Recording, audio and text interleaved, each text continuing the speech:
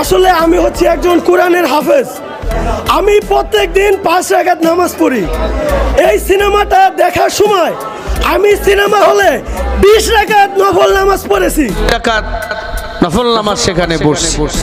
এক বেয়াদব বলে আমি আজকে সিনেমা হলে গিয়া সিনেমা দেখছি, সিনেমা ভালো লাগছে, এজন্য সিনেমা হলেই 20 রাকাত নফল নামাজ পড়ছি। আর জোরে বলেন নাউজুবিল্লাহ।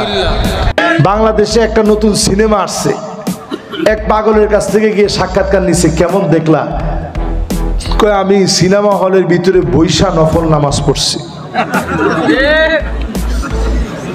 কিরকম মুসলমান কোন আল্লাহ যে আযাব দেয় না। আহারে, আমি এই কথাটা শোনার পরে আপনারা তো হাসছেন। ছেলেটা পরেই বলতেছে আমি একজন কোরআনে হাফেজ। আহা, হ্যাঁ, একজন কইছে যে হুজুর জান্নাতি বান্দা ঢুকছে, উনি ওইখানে নামাজ পড়ছে। বলছে যে এই ছবি দেখলে আর কিচ্ছু দরকার নাই। ছবির নাম কি? না থাক।